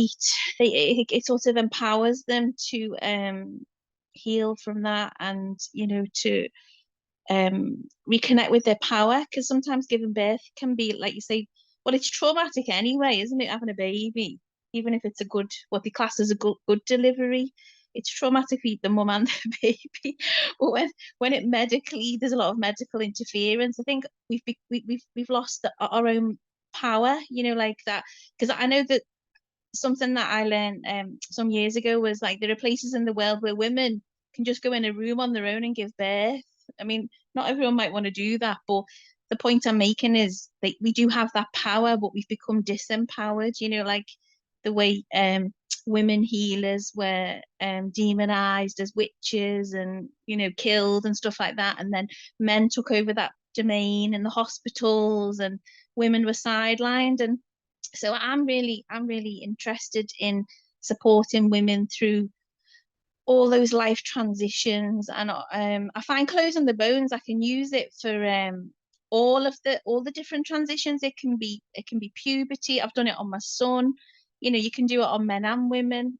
I think originally at one time it was done for Moroccan men, I think either going to war or coming back from war, I can't remember which, but I learned like a South American method and a Moroccan postpartum methods, and obviously that it's been practiced all around the world, but I just really enjoy connecting to these rites of passage that we've lost. And I think a lot of your work resonates with me because there's a lot of similar themes, so I appreciate what you're doing, and carry on. Thank you so much, Amira. Thanks for being here, and thanks for holding those spaces for people. I did do the training, believe it or not, even though I ended up having a traumatic birth. But I thought I could just do it on my own, and I didn't have the right people around me to trust at the time. There was something in me that wanted to go to the woods on my own and take some mushrooms and birth on my own in the woods on my own. But I felt like they wouldn't let me. I felt like I'd have to run off in secret and go and do it. And then I said to the universe, right, if I'm supposed to do that, send me a sign. And I stepped over this stile in the countryside, and there were 3 magic mushrooms growing out at the top of the wood in the stile. So I picked them 3 mushrooms, and I thought, right, but I was scared. I didn't, and if I'd have got a doula, a mad shamanic doula like you, for example, who would have gone, right, we're doing this, we don't tell anyone, it's our little secret, we'll sneak off when your waters break and we'll go on, you just hold that tree and go for it. Wild, feral, but I lost so much power towards the end of pregnancy, and I was on crutches and with this patriarchal farmer guy who was just not empathetic at all. He's a good dad, he's really sweet with our son, but he weren't the right one for me and my mum. And in the hospital, I ended up throwing them both out because they were just so unsupportive. So I have regrets, about not calling in that doula, that wisdom. But imagine if, we got doulas in to the NHS to work alongside midwives, and we gave them their own spaces. Women could then have so much more choice and agency, wouldn't they? And if we offered that as a service, free service, we won't need so many midwives for one, so there'd be less demand on the midwifery, and we could use them more in medical emergencies, and then we'd have these doulas that could give them empowering advice. Like when I rang up, they went, oh no, you're nowhere near yet, and they were rude to me, and I needed empathy, I needed empowering. Not once did anyone say, yeah, this is going to work, but you can do it. I were in this victim mode, and they all just wanted to tend to like give me the drugs. But if they'd have said, no, you're not having them, you can do it, come on, you're a rainbow, you've got this, come on, primal, just go for it, you know, I needed someone to say that, and I think that's what doulas do. And then again, this closing of the bones is lovely. Like, I've done this with so many different people in so many different ceremonies with the granny energies, and just singing over people, rocking them in them blankets is so healing. Something about the craniosacral movement in the spine that can integrate, you know, something about being held, being sang to like that. Like, you know, why not? Why don't we give it as antenatal care? You know, why don't we do that? Have a doula that goes round like the health visitor and do a closing of the bones with your family there and your loved ones there. Like, it'd be just as cost effective, but you know, the benefits would be so much more enriching than having a stranger come round with rubber gloves on, going, so, you know, how are you feeling? And, you know, not really interested, and not going to share anything with them, are you? Because they're clinical, and you think you're going to lose your kid if you tell them any truths, really. So if you had this doula going round, you know, where it weren't about talking, it was just about acknowledging you've been through this massive thing, and we're just going to put you back together now, and it's all right. And if you want to share your story, we can all hear you before we wrap you. And, you know, like telling birth stories, there's workshops now, just people to tell birth stories, because it's so healing. So, you know, just there in that, it could be so easy to implement that, couldn't it? So easy to implement Yeah, that. definitely. Yeah, it's really incredible, and it's a real honor as well to um you know, to be given that trust to hold the space for that person, you know. And I've done it like with, like, say, teenagers, girls starting puberty. I've done it with my son. I've done it with people who are grieving, and, you know, end of relationships. You know, it doesn't have to be just childbirth. It can be anything. Any big transition where you want to release, and it's a kind of like you experience the whole life cycle in a close under bones, don't you? Because it's like you're wrapped up, swaddled. It's like being swaddled like a baby, but it also reminds you of death as well when at the end, and it's something incredible about it. So yeah, I don't do a lot of it because it takes a lot out of me, but I always really enjoy when I can give that. And often well, I learned the Moroccan way as well, so I also I can do all different types of things where, you know, I'll take food that I know is healing for the mum, and I'll do that as a surprise, because that's really impacted on women, just like, oh my God, somebody's cooked for me. Do you know what I mean? Taking food. I've even incorporated like a hammam experience, because that's what they do in Morocco. I've got like a portable steam. So, and you can do, womb steams if they want that. You know, you can really mix it up for whatever it is they need. And like you say, when they're wrapped up, sometimes they want to just go to sleep. Sometimes they might want to listen to something that is meaningful to them. So I always like, I find it, yeah, it's really enriching for me, and like, you know, it's like healing for you and for them. So yeah, we need more of it. Thank you so much. Yeah, I think people might be asking for your details after hearing this. So you might be in demand, kid. Yeah, I have traveled and done it around different parts of the country. So, but there are people you can connect with. There's actually a website where there's practitioners around the country. So but I'm in Merseyside, but yeah, there is a website where there's practitioners you can look up. Thanks, Neva. Thanks. Will you send me a link to that, and I'll put it on the page if people want to look? Yeah, sure. Thank you. Okay. Thank you so much. Mandy, if you're there and you want to share, we're here for you, my girl.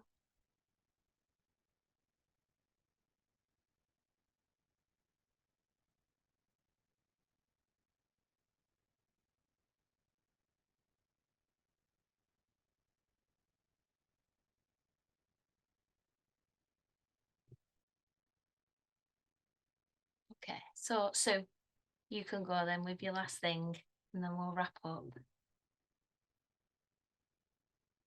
Is it still relevant? I'm not sure how relevant it is. It was just a reflection of going back to your talking about the Scandinavian culture and my experience of it, working with a few men who were within the culture. They start work more like at 8 o'clock, and they're sort of like finished within school hours, and that seemed like really normal for the guys that I was working with. That was just it, really, just reflecting on what you were saying in that and how society does fit in. And there's a kind of culture of, if you've got your job done, you can go home early, you don't have to sit and wait till 5. So it's just very, very much in the culture. So, you know, I find it's promising to hear about that culture does exist. You know, it does exist, it is out there, it gives us a bit of hope. Yeah, I direct everybody to Rian Eisler's work. She wrote Nurturing Our Humanity, which was released in 2021. And this is her life's work. She's amazing. She's got a website called partnerism.org. And she's got these 4 pillars of this partnerism, which is a new way of being in society. And she models a lot of it from Scandinavian cultures, especially this, like, you know, not doing the gender thing when kids are growing up, like men are big and strong and women are small and weak, and, you know, men do this and women do that. You know, it's much more balanced. And then also what I love most about her work is she talks about the GDP, so the gross domestic product, which is about how we measure wealth.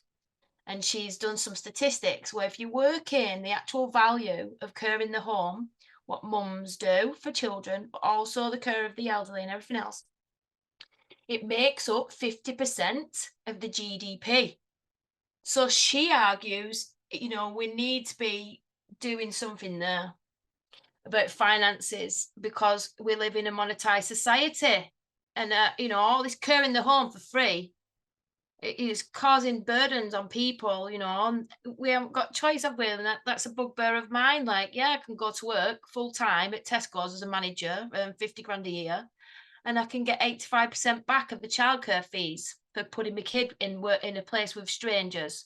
But I don't get paid to look after my own kid and stay at home, raising myself, his own mother, raise him, stay at home and make that my job. I can't choose to get that money for myself, which is wrong. I should have that option, because the money's there. They give you money to put your kid in school. They give you money to put your kid in nursery. We should have the choice to have that money ourselves, so we can do it ourselves with our kids. So it's not free. It's not a freedom, is it, in choice, when we get told, pick your options for your school. You know, there's no real choice, really. We're forced into these decisions because of, you know, the society. So let's finish on that. We need to pay mums to take care of the kids. Yes. How much do we want an hour? Well, it depends. If he's good and he's really, really good, I'll take minimum wage. But when he's being a terror, yeah, I'd want like 40, 50 pound an hour for that. Thanks very much. I'll invoice him depending on how it's been. There we go.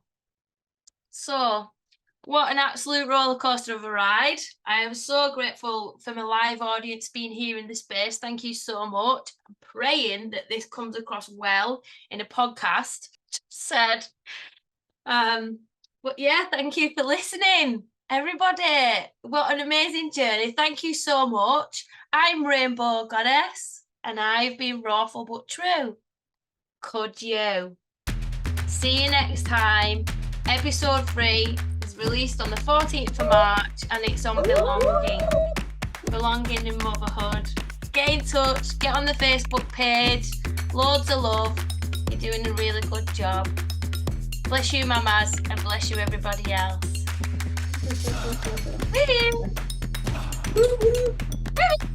Bye.